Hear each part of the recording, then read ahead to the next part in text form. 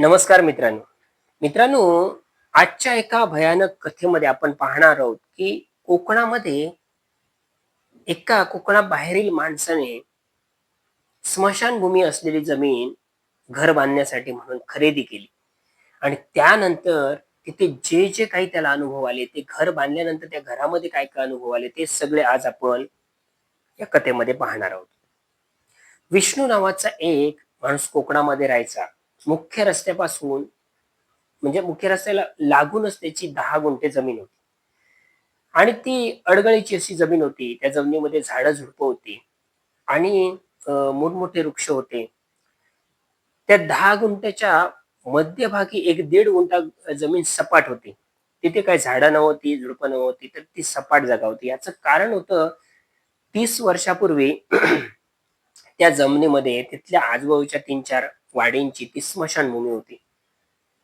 परंतु ही गोष्ट 30 वर्षापूर्वीची. त्यानंतर मात्र ग्रामपंचायतने एक दुसरीकडे जागा घेतली स्मशानभूमीसाठी. ते सगळ्या सुखसोयी केल्या. म्हणजे शेड बांधली, स्टँड, बाकीचा रस्ता केला दुसरीकडे आणि ही जी विष्णूची जमीन होती, तिथे ती स्मशानभूमी बंद झाली. म्हणजे तिथं जे लोक प्रेतदहन करायचे ते बंद झाले आणि तिथे काय असं स्टँड वगैरे नव्हतं. ती 30 वर्षापूर्वीची ती स्मशानभूमी तिथे अशी सपाट जागा होती. तिथेच ती लाकडं रचून लोकांचे मृतदेह त्या ठिकाणी दहन केले जायचे. आता ही जमीन अ, 30 एक वर्ष झाली स्मशानभूमी बंद झाली. त्यामुळे विष्णूने एक विचार केला, की आता 30 वर्ष झाली स्मशानभूमीच्या इकडे काय कोणाचे अंत्यसंस्कार होत नाही. त्यामुळे ही जमीन आपण विकायला काढावी. कोकणामध्ये आता जमिनीचे भाव वाढले. सगळ्यांनाच वाटतं, की कोकणामध्ये आपली जमीन असली पाहिजे. आपलं घर कोकणामध्ये असलं पाहिजे. इथला निसर्ग, इथला समुद्र ह्या सगळ्या गोष्टी पाहून लोकांना वाटतं इथे जमीन आपली असावी, घर असावं. आता ह्याने बऱ्याचशा अशा एजंट लोकांना, ब्रोकर लोकांना सांगितलं, की अशी-अशी माझी जमीन द्यायची आहे. तर ब्रोकर लोकांना ह्याची अशी काही देणं-घेणं नसतं, की तिथे स्मशानभूमी असू देत किंवा काही असू देत. ते म्हणतात गिराईक मिळालं त्याला आपण दिली. विकणाऱ्याकडून कमिशन घ्यायचं आणि विकत घेणाऱ्याकडून कमिशन घ्यायचं. त्यांचा विषय संपतो. बऱ्याच ब्रोकर लोकांना, एजंट लोकांना, आजूबाजूच्या लोकांना सांगितलं त्याने. पण बऱ्याचशा लोकांना ही गोष्ट माहीत होती, की त्याच्या जमिनीत 30 वर्षापूर्वीपासून ती स्मशानभूमी होती, जी बंद झालेली आहे. परंतु ती स्मशानभूमी होती. हे सगळ्या जुन्या लोकांना किंवा एक 40-50 वर्षाचे एजची लोकं होती ना, त्या सगळ्यांना माहीत होतं. त्यामुळे त्या जमिनीला काही गिराईक लागेना. लोक यायचे, चौकशी करायची. त्यांना समजलं, की बाबा इथे स्मशानभूमी होती. मग ती स्मशानभूमीची जागा खरेदी करणार कोण? कारण त्यामध्ये जी प्रेतं जाळलेली आहेत, ते अतृप्त आत्मे ह्या सगळ्या गोष्टी असल्याने ती जमीन यशाला येईल की नाही किंवा बाकीच्या अडचणी निर्माण होतील आणि अशा जमिनी कोण खरेदी करत नाही सहजासहजी. आता हा विष्णू प्रत्येक माणसाला सांगतो, की माझी जमीन द्यायची आहे, जमीन द्यायची आहे. तुम्हाला काय पाहिजे ते कमिशन देतो, पण तुम्ही गिराईक बघा. गिराईक काही येत नव्हतं. आता ब्रोकर लोकं लांबून-लांबून पण गिराईक आणायचे. परंतु गिराईकांना समजलं, की मग ते सांगायचे, की आम्हाला जमीन नको म्हणून. एके दिवशी कोकणातील बाहेरील एक माणूस ब्रोकर तो त्याला घेऊन आला. ती जमीन त्याने दाखवली, की अशी-अशी जमीन आहे. त्या माणसाने कुठे आजूबाजूला चौकशी केली नाही. तर तो जो एजंट होता जमीन ची खरेदी विक्रीचे व्यवहार करणारा, त्याच्यावरती त्याने विश्वास ठेवला. आजूबाजूला कोणाला त्याने विचारलं नाही, की ही जमीन कशी आहे? काय आहे? काय कसं विचारलं नाही. विष्णूने पण त्याला सांगितले नाही, एजंटने पण सांगितले नाही आणि ह्या सगळ्या गोष्टी अंधारात ठेवून ती जमीन त्या कोकणाबाहेरील एका प्रकाश नावाच्या व्यक्तीला ती विष्णूने विकली. आता विकल्यानंतर खरेदी विक्रीचे व्यवहार झाले, पैशांचे व्यवहार झाले, कागदपत्र देखील बदलले, सातबारावरती त्या प्रकारचं नाव चढलं. आता त्याचा उद्देश होता, की इथे मुख्य रस्त्याला जमीन आहे. म्हणजे लागून पलीकडे नदी वाहते. त्यामुळे इथे आपण घर बांधावं. आता ही जमीन घेतल्यानंतर मात्र काही 1-2 महिन्यांनी त्याला असा थोडासा चर्चा करता थोडीशी माहिती मिळाली, की या जमिनीमध्ये स्मशानभूमी होती. आता ही स्मशानभूमी होती तर सगळे लोक सांगायचे, की 30-35 वर्षापूर्वी होती. म्हणून त्याने तो कानडोळा केला, की 30-35 वर्षापूर्वी होती ना, आता तर नाहीये ना. आपल्याला काय तर जे लावून सगळं लेव्हल करून टाकायचंय. म्हणजे कुठे स्मशानभूमी होती, काय होती हे नंतर समजणार पण. पण लोकं मात्र सगळी अ, म्हणजे काय होणार किंवा काय होतं हे पाहण्यात इंटरेस्टमध्ये होती, की स्मशानभूमीची जागा इथे हा माणूस घर बांधतोय किंवा घर बांधणार आहे. आता जे लावून तो प्लॉट व्यवस्थित करणार आहे थोडासा. सपाट करणार आहे, तर नक्कीच याच्या बाबतीमध्ये काहीतरी अघटित घडणार हे सगळ्या आजूबाजूच्या लोकांना माहित होतं. रस्त्याच्या पलीकडे घरं होती थोडी, 5-6 घरं होती. आता एके दिवशी प्रकाशने जेसीबी आणला. दुपारनंतर 3 वाजता जेसीबी आला होता आणि त्याने सपाटीकरण करायला सुरुवात केली. त्याच्यामध्ये मुख्य तो मधला भाग होता, जो 1-1.5 गुंठे सपाट भाग होता. बाजूने मोठमोठी झाडं होती आणि मध्ये ते प्रेतं जाळण्याचं ते ठिकाण होतं. त्यामुळे तिथे झाडं उगवलेली नव्हती, की तो भाग सपाट होता. आजूबाजूने पूर्ण झाडी होती. झाडं-झुडपं होती. सगळा तो एरिया थोडासा असा विचित्र किंवा डेंजर होता. जेसीबीवाला आला. त्याने 3 वाजता रस्त्यापासून सुरुवात केली सगळं लेव्हल करायला. करता ज्या ठिकाणी मित्रांनो ते सपाट भाग होता जिथे प्रेत दहन केली जायची ना, तिथपर्यंत तो आता लेव्हल करत आला. आता रात्रीचे 8 वाजले होते आणि लाईट लावून तो सगळा तो भाग प्लेन करतोय बकेटच्या साहाय्याने. प्रकाश तिकडे बाजूला बसलेला आहे आणि तो ह्या सगळ्या गोष्टीवरती नजर ठेवून आहे. आता असं करता तो जो प्लेन भाग होता तिथे त्यांनी जेव्हा सपाट करायला घेतलं ना, बकेटच्या साहाय्याने थोडंसं खोदण्याचा प्रयत्न केला. छोट्या-छोट्या मडक्या वगैरे तिथे लागायला लागल्या. वरती यायला लागल्या जमिनीतून मडक्या वगैरे. तर त्याला थोडंसं त्या जो ऑपरेटर होता, ड्रायव्हर होता जेसीबीचा त्याला थोडंसं विचित्र वाटलं, की ह्या मडक्या वगैरे कशा येतायत? आता ते जेसीबीच्या साहाय्याने त्या तुटत होत्या. पण ते छोटे-छोटे जे बुडकुले म्हणतो आपण, तर ते दिसत होते त्या ऑपरेटरला. तो थोडासा आश्चर्यचकित झाला. म्हणजे हा काय प्रकार आहे? थोडे-थोडे असे बुडकुले, जे छोटे मडक्या अशा ज्या दिवस कार्याला वापरतात ना, एखादा माणूस मेल्यानंतर त्याचं कार्य केलं जातं, त्या वापरतात त्या सगळ्या बुडकुल्या दिसत होत्या त्याला. हा थोडासा घाबरला, हा काय प्रकार आहे? तरी पण त्याने तो काननडोळा केला आणि तो सगळं खणून थोडंसं सपाट करण्याचा प्रयत्न करतोय. काही वेळानं त्याला एवढे-एवढेसे हाडांचे तुकडे वगैरे ना, असे त्याला तिथे खोदताना मिळायला लागले आजूबाजूला. म्हणजे काय होतं, तेव्हा जेव्हा कोणी ते अस्थी आता भरून आपण नेतो, तेव्हा सगळेच अस्थी काय नेत नाही. काही अस्थी ह्या राखेतून त्या जमिनीमध्ये तिथे गाडल्या जातात. पावसाच्या पाण्याने वगैरे किंवा काय. तशी ती हाडं, त्या अस्थी होत्या ना मेलेल्या लोकांच्या, त्या गाडल्या गेलेल्या होत्या. आणि त्या बकेटच्या साहाय्याने आता खोदकाम करताना ते वर येत होतं आणि ही हाडं पाहून मात्र आता तो जेसीबीवाला घाबरला, की हा काहीतरी विचित्र प्रकार आहे. तो सगळ्या त्या लाईटीच्या उजेडामध्ये समोर पाहतोय. आता 8-8:30 वाजले होते. हा घाबरला आणि त्याने जेसीबी बंद केला. बंद केला आणि त्याने मालकाला म्हणजे प्रकाशला हाक मारला, की "मालक इकडे या." लाईट चालू ठेवली. लाईट चालू ठेवली आणि तो मालक धावत-धावत आला. म्हणतो, "काय झालं? जेसीबी बंद का केला?" तो म्हणतो, "नाही, एक विचित्र प्रकार इकडे घडतोय. बुडकुले म्हणजे बारक्या छोट्या मडक्या इथून आता मला बकेटमध्ये दिसायला लागल्या. आता हाडं छोटी-छोटी, सफेद-सफेद दिसायला लागली. 4 इंचाची, 5 इंचाची." तो म्हणतो, "कुठे?" आणि त्याने जेसीबीची लाईट चालू केली. इकडे-तिकडे शोधण्याचा प्रयत्न केला, बघण्याचा प्रयत्न केला दोघांना. आता मात्र त्यांना काही दिसत नव्हतं. तर तो प्रकाश म्हणतोय, जो जागा मालक होता नवीन, तो म्हणतो, "इकडे काहीच नाही. तू कशाला घाबरतोयस? तू घाबरतोय, मी तुझ्यासोबत बसू का केबिनमध्ये?" तर तो म्हणतो, "नको. केबिनमध्ये बसण्याची गरज नाही." पण आता मी पाहिलं इथे छोट्या-छोट्या मडक्या होत्या. हाडांचे एवढे-एवढे तुकडे होते, दिसत होते मला. तो म्हणतो, "तुला काहीतरी भास झाला असेल. चल काम चालू ठेव. आता 1-1.5 तास आणि काम शिल्लक राहिले. मग आजच्या रात्री हे सगळं पूर्ण सपाटीकरण पूर्ण होईल." तो परत जेसीबीत चढला आणि तो म्हणाला, की "आता मलाच काहीतरी थोडासा काहीतरी भास वगैरे झाला असेल." तिथं तो सपाटीकरण करतोय. आजूबाजूलाची झाडं होती ना, ते एक झाड मोठंसं होतं आणि ते बकेटच्या साहाय्याने असं बाजूला करून ते पाडण्याचा त्याने प्रयत्न केला ना मित्रांनो, तर ते झाड बऱ्याच वेळा असं हलत नव्हतं. त्याने बराच प्रयत्न आजूबाजूला खोदून ते पाडण्याचा प्रयत्न केला, पण ते झाड काही पडत नव्हतं. आणि असं विचित्र ते मोठं रुंद खोड असलेलं झाड होतं. पिळदार असा त्या खोडाचा आकार होता आणि विचित्र असं ते एखाद्या माणसाच्या देहासारखं असं ते झाड दिसत त्याला लटकलेल्या त्या फांद्या एखाद्या माणसाचे हात असावेत ना तसं वाटत होतं. आता हा पाडण्याचा प्रयत्न करतोय. आता इकडे त्याने खोदलं आणि झाड जसं वाकवलं ना, तशा झाडामागून एक बाई त्याला उभी असलेली दिसली. म्हणजे असं झाड वाकलं थोडंसं, तर एक पांढरी शुभ्र साडी नेसलेली, पांढरे शुभ्र केस असे सोडलेत चेहऱ्यावरनं असे पूर्ण आणि हात असे लांब-सडक, तिची नखं वाढलेली, सुरकुतलेला चेहरा आणि ती बाई त्याला त्या झाडाच्या मागे असलेली दिसली.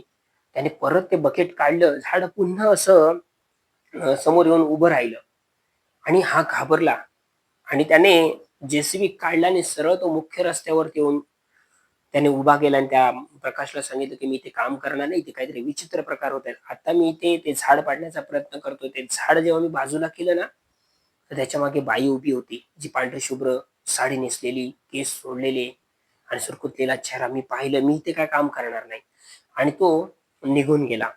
त्याने मालकाला जाऊन सांगितलं, की असा-असा प्रकार झाला. मी तिकडे काही जेसीबी घेऊन जाणार नाही. आता प्रकाश म्हणतोय, "काय सांगतो हा? काय सांगतो काय कळत नाहीये." प्रकाशला आता थोडंसं ते जाणवायला लागलं, की लोक आता म्हणतात, की इकडे स्मशानभूमी होती म्हणून त्याच्या मनामध्ये असं भरलेलं आहे, की ते स्मशानभूमी होती म्हणून त्याला कदाचित असा भाग होत असेल, की कोणतरी झाडाच्या मागे उभं आहे. हाडं दिसतायत, ते बुडकुले दिसतायत म्हणून. प्रकाशने दुसऱ्या दिवशी एक जे बोलावला आणि ते पूर्ण दिवसाचं लेव्हल करून घेतलं. जमीन लेव्हल करून घेतली. येत्या काही दिवसात त्याने तिथे घराचा पावा खोदला. फुटिंग वगैरे घराचं झालं आणि घर बांधायला त्याने सुरुवात केली. जशी घर बांधायला सुरुवात केली ना, तसे चित्र-विचित्र प्रकार त्याच्या कुटुंबामध्ये घडायला लागले. त्याचा मुलगा कधीतरी आजारी पडायला लागला. मुलगा बरा झाला, की 4 दिवसांनी त्याची मुलगी आजारी पडायची. ती बरी झाली, की बायकोला काही ना काहीतरी त्रास व्हायचा.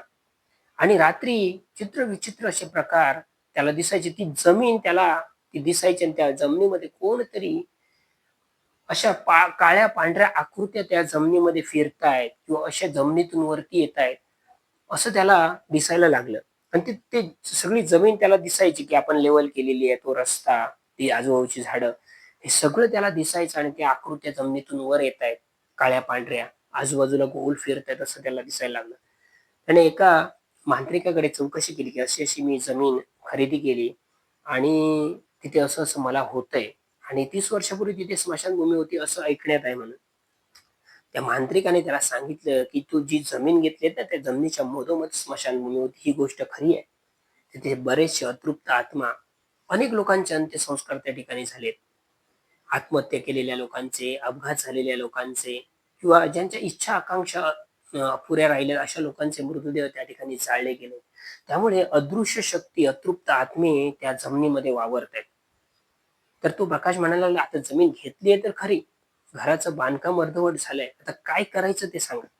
मग त्याने ह्या सगळ्या गोष्टी काय-काय सांगितल्या, की असे-असे विधी तू जाऊन तिथे कर. म्हणजे मांत्रिकाने सांगितलेल्या सगळ्या विधी त्याने येऊन त्या घराच्या ठिकाणी केला. आता घर पूर्ण होतंय, तरी देखील हे विचित्र-विचित्र प्रकार तिथल्या कारागिरांना म्हणजे गवंडी काम करणाऱ्या लोकांना जर ते संध्याकाळपर्यंत कात्री वेळेपर्यंत जर थांबले ना, तर त्या घराच्या मागून कोणतरी असं वाकून बघतंय किंवा घराच्या त्या भिंतीच्या वरनं असं कोणतरी वाकून बघतंय ना, असं सतत त्यांना आजूबाजूला भास व्हायचे किंवा अशा काहीतरी चित्र-विचित्र आकृत्या त्यांना दिसायच्या. जर कातर वेळेपर्यंत ते थांबले तर. तर कामगार सुद्धा घाबरायचे किंवा असे विचित्र प्रकार व्हायला लागले, तर मग कात्र वेळेपर्यंत थांबायचं नाही. 5 वाजेपर्यंत काम करायचं, निघून जायचं. आता एके दिवशी त्याने काय केलं, स्लॅब होतं, स्लॅब टाकायचं होतं ना, ते स्लॅब टाकायचं होतं तेव्हा त्याने 100 पोती सिमेंट आणून त्या ठिकाणी उतरलं. आता ते सिमेंट चोरीला जाऊ नये म्हणून त्याने आपल्या गावातील म्हणजे तो कोकणाबाहेरचा होता. त्याने आपल्या गावातील एक माणूस आणला तिथे राखण करण्यासाठी. कारण ते सिमेंट घराच्या बाजूला त्याने सगळं ठेवलेलं होतं आणि तिथे चोरीला जाऊ नये, ते स्टील चोरीला जाऊ नये म्हणून त्याने तो आपल्या गावातून एक माणूस आणला होता आणि तो रात्रीचा तिथे झोपायचा. 1, 2, 3 दिवस व्यवस्थित गेले. त्या झोपणाऱ्या माणसाला काहीच जाणवलं नाही. परंतु तिसऱ्या दिवशी मात्र एक भयानक प्रकार झाला. तो तिथे असा लोखंडी कॉट टाकून झोपला होता. त्या सिमेंटच्या पोत्याला लागूनच आणि रात्रीचा झोपला असताना 10-11 वाजता पैंजणींचा छुम-छुम असा त्याला आवाज येऊ लागला. तर काही वेळाने त्याने ऐकलं, की कोणतरी पैंजणीचा आवाज करत-करत या ठिकाणी येतंय. पहिल्यांदा त्याला वाटलं, की भास होतोय मला म्हणून. काही वेळानं मात्र कोणतरी अगदीच जवळ आपल्या आलंय असं त्याला वाटलं आणि तो कॉटवरती उठून बसला. अंगावरची चादर त्याने बाजूला केली आणि इकडे-तिकडे तो पाहतोय. बॅटरी होती, बॅटरीच्या साहाय्याने पहिल्यांदा त्याला वाटलं, की कोणतरी चोरी वगैरे करण्यासाठी आलंय किंवा कोणतरी आपल्याला घाबरवतंय जेणेकरून आपण ही नोकरी सोडावी आणि चोरी करता यावं. परंतु ह्या सगळ्या गोष्टीमध्ये मात्र त्याला आता एक विचित्र भास त्या ठिकाणी व्हायला लागला. आजूबाजूची जी म म तो एरिया होता, पलीकडे रस्त्याच्या पलीकडे घरं होती. पण ज्या ठिकाणी ती जागा होती ना, त्या ठिकाणी मात्र आजूबाजूला घरं नव्हती. तो सगळा एरिया असा जंगलमय होता. पाठीमागून नदी व्हायची. आणि ह्या सगळ्या ह्याच्यात ती रातकिड्यांची किरकिर आणि ह्या सगळ्या वातावरणात, त्या शांत वातावरणात हा जो राखण करणारा माणूस होता, म्हणजे सिक्युरिटी गार्डवाला तो घाबरला आणि तो पैंजणांचा आवाज त्याच्या भोवती येतोय, येतोय. कोणतरी आपल्या भोवती गोल-गोल फिरतोय, परंतु त्याला ते दिसेना. पण जशी पावलं टाकल्यांचा छन, छन, छन असा आवाज मात्र येतोय. काही वेळानं जे ते ह्याची पोती ठेवलेली होती सिमेंटची त्याच्यावरती ना प्लास्टिकचं कापड टाकलेलं होतं म्हणजे ताडपत्री. ती झटकन कोणीतरी ओढली. जशी ती ताडपत्री ओढली ना आणि त्याचा आवाज झाला सळकन आणि त्याच्या काळजामध्ये धस झालं. तो मागे त्याने वळून पाहिलं तर ती मोठं एवढं ताडपत्री ती कोणीतरी ओढली होती. त्याने बॅटरी घेतली आणि तो मागे फिरून गेला, की मागून कोणी ओढली ती पाहण्यासाठी. पण कोणीच माणूस नव्हतं. परंतु ती ताडपत्री मात्र खेचली होती जोरात आणि पूर्ण पोती आता रिकामी झाली होती त्यांच्यावरनं म्हणजे ती ताडपत्री बाजूला झाली होती. हा म्हणतो, "हा काय प्रकार आहे? ताडपत्री ओढली कोणी?" एखाद्या माणसाचं जे काम असू शकतं, ताडपत्री एवढी मोठी एका माणसाने हाताने धरून खेचावी ना, तसं त्याला वाटलं होतं. परंतु तो माणूस तिकडे कोण नव्हता. त्याने आजूबाजूला सगळीकडे पाहिलं पण कोणीच दिसेना. हा घाबरला. याला समजेना आता रात्रीचे 1 वाजले इथे टाकून जावं हे सगळं, की काय करावं त्याला काही समजेना. तरी देखील तो ती रात्र त्याने अक्षरशः तशीच काढली. घाबरत-घाबरत त्याला त्याचा डोळ्याला डोळा लागला नाही. तो रात्रभर झोपला नाही जरा पण. परंतु त्याला त्याच्या डोक्यामध्ये चित्र-विचित्र प्रकार येत होते, की काय प्रकार आहे हा? त्या पैंजणांचा आवाज, ती खेचलेली ताडपत्री, हे काय त्याला समजेना. एक दुसऱ्या-तिसऱ्या दिवशी त्याने मालकाला म्हणजे प्रकाशला सांगितलं, की "मला ही काय तुझी नोकरी जमणार नाही. मी माझ्या गावाला निघून जातो." पण जाताना प्रकाशने त्याला विचारलं, की "नक्की काय झालं ते तरी सांग." परंतु त्याने काही सांगितलं नाही. तो तसाच गावी 2-3 दिवसांनी निघून गेला. नंतर मग कसं तरी एकदा घर पूर्ण झालं आणि घरात नंतर वास्तुशांती, गृहप्रवेश वगैरे झाला आणि गृहप्रवेश झाल्यानंतर मित्रांनो, मग प्रकाशची फॅमिली वगैरे तिकडे राहायला आली ती कोकणामध्ये राहायला येऊ लागली किंवा ती आली नंतर राहायला लागली. आता ह्या सगळ्या प्रकारामध्ये आता ह्या सगळ्या गोष्टींची कुणकुण प्रकाशच्या मुलांना लागली होती. त्याच्या बायकोला, त्याच्या आई-वडिलांना लागली होती आणि त्यांना वाटायला लागलं, की ती जागा प्रकाशने कशाला घेतली? ती जागा त्याने जर स्मशानभूमीची जागा आहे, जरी समजा 30 वर्षापूर्वीची स्मशानभूमी असली, तरी ती स्मशानभूमी होती. या ठिकाणी प्रेतं जाळलेली आहेत. ही जागा नाही घेतली तर बरी होती. ते कमी पैशामध्ये त्याला मिळाली होती म्हणून त्याने ती खरेदी केली होती. पण त्याला हे पुढे काही घडणार होतं ह्या सगळ्या गोष्टींची कल्पना नव्हती. कोकणामध्ये मात्र असं कोणी केलं नसतं. जर स्मशानभूमी आहे तर ती जमीन मात्र खरेदी केली नाही तर ते 100% ते यशाला येत नाही. 100% त्या जमिनीमध्ये नेहमी अडचणी येतात, प्रॉब्लेम येतात. अशा काही अतृप्त आत्मा, अदृश्य शक्ती त्या ठिकाणी 100% दिसतात. कोकणी माणसाला माहिती आहे, तो कधीच खरेदी करणार नाही. झालं बाबा घर पूर्ण झालं, ती राहायला आली आणि जेव्हा ना त्यांच्या घरामध्ये नॉन शिजवलं जायचं, तेव्हा आजूबाजूच्या परिसरामध्ये वेगळी हालचाल रात्रीची मात्र त्यांना जाणवायची, की कोणतरी खिडकीतून वाकून बघतंय रात्रीचं. कोणतरी इकडून-तिकडे खिडकीच्या बाहेरून इकडून-तिकडे गेलं, असे सतत भास व्हायचे सगळ्यांना, सगळ्यांना व्हायचे. आई-बाबांना त्याच्या, प्रकाशच्या मुलांना, बायकोला असे नेहमी भास व्हायचे. ह्यांना काही कळेना. जीव मुठीत धरून ते अक्षरशः जगत होते. आता घेतलेली जमीन, बांधलेलं घर आता विकायचं तरी कसं आणि आता घेणार कोण? ह्या सगळ्या जर गोष्टी जर समजल्या लोकांना तर कोण घेणार नाही. एके दिवशी काय होतं मित्रांनो, दुपारची वेळ होती 3-3:30 वाजता. आणि समोरची म्हणजे रस्त्याच्या पलीकडे जे घर होतं ना, आता त्यांचे तिथे रिलेशन ते राहायला आल्यामुळे शेजाऱ्यांचे रिलेशन झाले 3-4 महिन्यामध्ये. एकमेकांची म्हणजे बोलणी वगैरे सुरू झाली आणि संबंध चांगले होत गेले. केवडा असतो ना केवडा, केवड्याचे ते पान असतात ते माळतात बायका किंवा देवाला वाहतात. ते रस्त्यापलीकडचं एक घर होतं ना, तिथल्या बाईने केवड्याची 3 पानं प्रकाशच्या बायकोला देण्यासाठी म्हणून ती बाहेरून आली किचनच्या तिकडे मोठी खिडकी होती ना, त्या किचन त्याला ग्रिल लावली होती आणि ती तिकडून अशी आली म्हणजे इकडून फिरून समोरून येण्यापेक्षा ती किचनच्या खिडकीकडनं मागणं आली आणि तिने सांगितली, की "अगं हे केवड्याची पानं आहेत. कोकणामध्ये केवड्या मिळतो कुठे-कुठे नदीच्या कडेला. तर ही केवड्याची पानं आहेत. तू माळ नाही तर देवाला काहीतरी घाल म्हणून." तर ती 3 पानं आता ही भांडी घासत होती प्रकाशची बायको. त्या सगळ्या उष्ट्या खरकट्याच्या हाताने ती घेणार कशी केवड्याची पानं? म्हणून तिने ती खिडकीवरच ठेवायला सांगितली तिला. ती म्हणाली, की "ताई ह्या खिडकीवरती ठेवा ग्रिलच्या तिकडे. नंतर मी हात धुवून भांडी घासून झाल्यानंतर मी देवघरात नेऊन ठेवते." आणि तिने ती म्हणाली, "किती आहेत?" तर 3 आहेत पानं. "ही बघ इथे ठेवली आहेत. नंतर घेऊन जा." ह्याची भांडी घासून झाली आणि आता ही आणि मग ती बाई निघून गेली पानं ठेवून. हिची भांडी घासून झाली आणि आता ती म्हणाली, की आता ही केवड्याची पानं नेऊन देव्हाऱ्यात ठेवायची, देवाला वाहायची. जेव्हा ती केवड्याची पानं आणायला गेली, त्या खिडकीकडे आली ना, तेव्हा 3 पानांपैकी 2च पानं शिल्लक होती. एक पान तर तिकडे नव्हतंच ते केवड्याचं. आता ही हडबडली बघून, असं काय? त्या ताईने मला सांगितलं 3 आणि मी पण बघितली, की 3 पानं त्याने त्या खिडकीवरती ठेवली होती. आता पाहतो तर 2 आहे. एक खाली पडलं की काय खिडकीवरनं. म्हणून ती फिरून आली खिडकीच्या पलीकडे बघितलं तर तिकडे देखील पडलेलं नव्हतं ते पान. 2च पानं शिल्लक होती. ती पुन्हा घरामध्ये आली. पुन्हा तिने आतमध्ये खोलीमध्ये पडले काय किचनमध्ये हे पाहिलं पण कुठेच नव्हतं. आणि ती आश्चर्यचकित होऊन त्या खिडकीतून समोर पाहते 3 सव्वा 3चा वेळ होता दुपारचा. तर एक कोणतरी बाई खिडकीच्या पलीकडे तेच केवड्याचं पान घेऊन केसामध्ये माळताना तिला दिसली. आता प्रकाशची बायको हडबडली, तिच्या पायाखालची जमीन सरकली. काय प्रकार आहे? तिसरं पान त्या समोरच्या बाईकडे आहे. आणि ह्या बाईला काय आजपर्यंत मी पाहिलं नाही. अशी बाई म्हणजे सौभाग्याचा शृंगार केलेली. नथ होती नाकात घातलेली, कानात कुडं घातलेलं होतं. त्यानंतर हातात बांगड्या होत्या, हिरव्या नऊवारी साडी नेसलेली, अतिशय रुबाबदार आणि देखणी अशी स्त्री ते तिसरं केवड्याचं पान घालून केसामध्ये माळते, पिनीला लावून असं तिला दिसली. आता ही खूप घाबरली. काय करायचं काय? ही बाई तर ओळखीची नाही. आणि असं हे तिसरं पान केवड्याचं ही सांगल्याशिवाय कसं घेईल आणि कसं घेणार? आता ती आपल्या सासू-सासऱ्यांना हाक मारते, "आई, बाबा इकडे या, इकडे या." आणि तिने असं बघितलं मागे वळून म्हणजे आई-वडिलांच्या दरवाजातून येतायत का म्हणून. तर आणि इकडे बघून परत समोर बघते तर केवड्याचं पान माळणारी बाई अदृश्य झाली होती. आता त्याचे सासू-सासरे धावत आले, "अगं काय झालं? काय झालं?" ती सांगते, "हो 3 पानं ठेवल्या त्या ताईंनी आता. केवड्याची 3 पानं ठेवली होती खिडकीवरती. त्यातली 2 शिल्लक राहिली आणि एक मी पान शोधते तर समोर एक बाई माळताना मला दिसली. म्हणजे कुठे आहे? कुठे आहे? तर इथे समोर दिसली मला खिडकीमध्ये."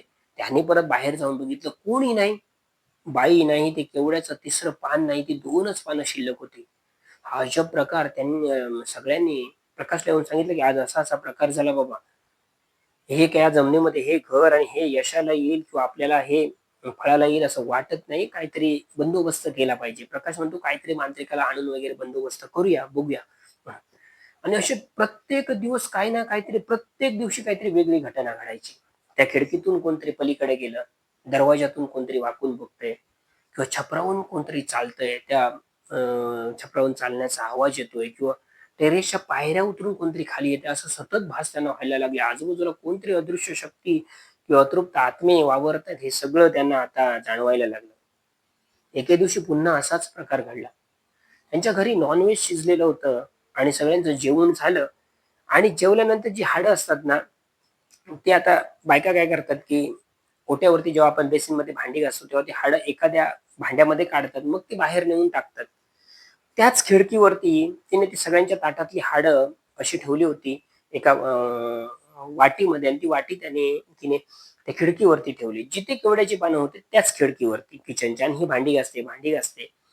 भांडी घासते ना, तर मित्रांनो आता ही सगळेजण हॉलमध्ये आहेत. म्हणजे टीव्ही वगैरे बघतात, मोबाईलवरती टाईमपास करतात आणि ही प्रकाशची बायको घासते भांडी. घासता-घासता किती 10 सव्वा 10 वाजले असतील रात्रीचे. तिला काड, काड, काड असं कोणतरी खातंय कुडूम-कुडूम अशी ती हाडं चावतंय असं तिला भास होऊ लागला. तिने आजूबाजूला पाहिलं एखादं मांजर आलंय की काय? ते हाडं खातं. मांजर खाताना आवाज येतो ना तसा, हाडं खाताना कुडूम-कुडूम असा. मांजर नव्हतं घरात. मांजर आलं पण नव्हतं कोणाचं एखाद्याचं बाहेरून आलं असेल तर. बाहेर वाकून तिने बघितलं तर एखादा कुत्रा पण नव्हता. बाहेरची लाईट आणि तिने लावली रात्र असल्यामुळे म्हणजे किचनच्या खिडकीच्या बाहेरची लाईट. कोणी नव्हतं. ती हाडं तशीच त्या वाटीमध्ये ठेवलेली होती आणि ती पाहते इकडे-तिकडे तर काहीच दिसेना. पुन्हा तिने भांडी घासायला सुरुवात केली. तसं पुन्हा एकदा तो जोरदार कुडूम-कुडूम असा आवाज येऊ लागला आणि ते पुन्हा भांडी घासता-घासता तिने वाटीकडे पाहिलं तर वाटीमध्ये एकही हाड शिल्लक नव्हतं. परंतु तो खाण्याचा, हाडं चावण्याचा, कडाकड चावण्याचा आवाज येत होता. आता तिने मात्र खिडकीतून बाहेर पाहिलं, की बाहेरून काहीतरी आवाज येतोय.